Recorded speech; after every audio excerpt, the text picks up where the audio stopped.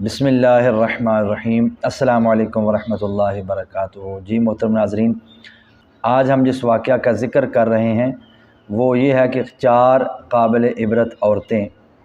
Number 1 واحلہ، یہ حضرت نوح علیہ السلام کی بیوی تھی۔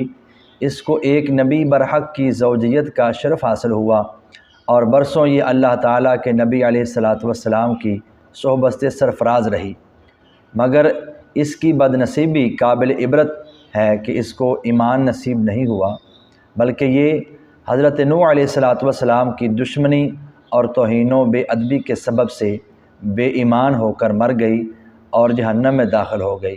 یہ ہمیشہ اپنی قوم میں جھوٹا پراپوگنڈا کرتی رہتی تھی۔ حضرت نوح علیہ السلام مجنوں ہیں اور پاگل ہیں، لہٰذا اس کی بات نہ مانو۔ تو نبی برحق نوح علیہ السلام کی بے ادبی اور آپ کے خلاف پراپوگنڈا کی وجہ سے اس کو ایمان نصیب نہیں ہوا۔ نمبر 2 وائلہ، یہ حضرت لوط علیہ السلام کی بیوی تھی۔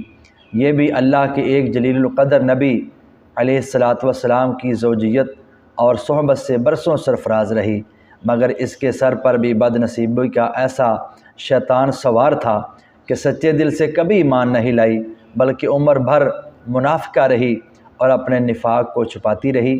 جب قوم لوط پر عذاب آیا اور پتھروں کی بارش ہونے لگی تو اس وقت حضرت لوط علیہ السلام نے اپنے گھر والوں اور مؤمنین کو ساتھ لے کر بستی سے باہر چلے گئے تھے۔ وائلہ بھی ایک آپ کے ساتھ تھی۔ آپ نے فرما دیا تھا کہ کوئی شخص بستی کی طرف نہ دیکھے ورنہ وہ بھی عذاب میں مبتلا ہو جائے گا۔ چنانچہ آپ کے ساتھ والوں میں سے کسی نے بھی بستی کی طرف نہیں دیکھا اور سب عذاب سے محفوظ رہے، لیکن وائلہ چونکہ منافق تھی اور اس نے حضرت لوط علیہ السلام کے فرمان کو ٹھکرا کر بستی کی طرف دیکھ لیا اور شہر کو الٹ پلٹ ہوتے دیکھ کر چلانے لگی کہ یا قوماہ، ہائے رے میری قوم۔ یہ زبان سے نکلتے ہی ناگہاں عذاب کا ایک پتھر اس کو بھی لگا اور یہ بھی ہلاک ہو کر جہنم رسید ہو گئی۔ یہ تھی وہ 2 عورتیں جو اللہ کے نبیوں کی بیویاں ہوتے ہوئے بھی جہنم میں داخل ہوں گی اور جہنم ان کا مقدر ہوگی۔ پہلی واحلہ جو حضرت نوح علیہ السلام کی بیوی تھی اور دوسری وائلہ۔ اب ہم اگلی 2 خواتین کا ذکر کرتے ہیں۔ ان میں سے نمبر 3 ہے حضرت آسیہ بنت مزاحم رضی اللہ تعالی عنہ۔ یہ فرعون کی بیوی ہیں۔ فرعون تو حضرت موسیٰ علیہ السلام کا بدترین دشمن تھا، لیکن حضرت آسیہ رضی اللہ تعالی عنہ نے جب جادوگروں کو حضرت موسیٰ علیہ السلام کے مقابلے میں مغلوب ہوتے دیکھ لیا تو فوراً ان کے دل میں ایمان کا نور چمک اٹھا اور وہ ایمان لے آئیں۔ جب فرعون کو خبر ہوئی تو اس ظالم نے ان پر بڑے بڑے عذاب کیے، بہت زیادہ زد و کوب کے بعد چومیخا کر دیا، یعنی 4 کھوٹیاں گاڑ کر حضرت آسیہ رضی اللہ تعالی عنہ کے چاروں ہاتھوں پیروں میں لوہے کی میخیں ٹھوک کر اس طرح جکڑ دیا کہ وہ ہل بھی نہ سکتی تھی، اور بھاری پتھر سینے پر رکھ کر دھوپ کی تپش میں ڈال دیا اور دانا پانی بھی بند کر دیا۔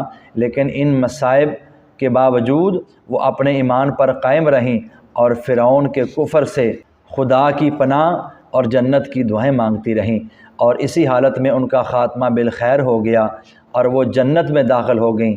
اور نمبر 4 پر ہیں حضرت مریم رضی اللہ تعالی عنہ۔ مریم بنت عمران رضی اللہ تعالی عنہ یہ حضرت عیسیٰ علیہ السلام کی والدہ ہے، چونکہ حضرت عیسیٰ علیہ السلام ان کے شکم سے بغیر باپ کے پیدا ہوئے، اس لیے ان کی قوم نے طعن اور بدگوئیوں سے ان کو بڑی بڑی ایذائیں پہنچائیں کہ اللہ تعالیٰ نے قرآن مجید میں ان کی مدح و ثنا کا بار بار خطبہ ارشاد فرمایا۔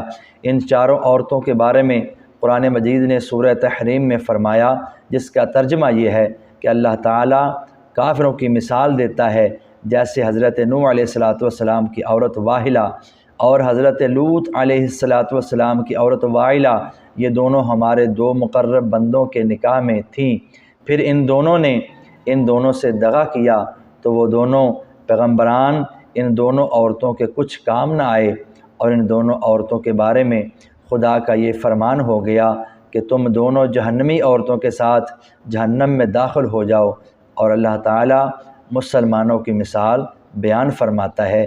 فرعون کی بیوی آسیہ جب انہوں نے عرض کی کہ اے میرے رب، میرے لیے اپنے پاس جنت میں گھر بنا اور مجھے فرعون اور اس کے کام سے نجات دے اور مجھے ظالم لوگوں سے نجات بخش۔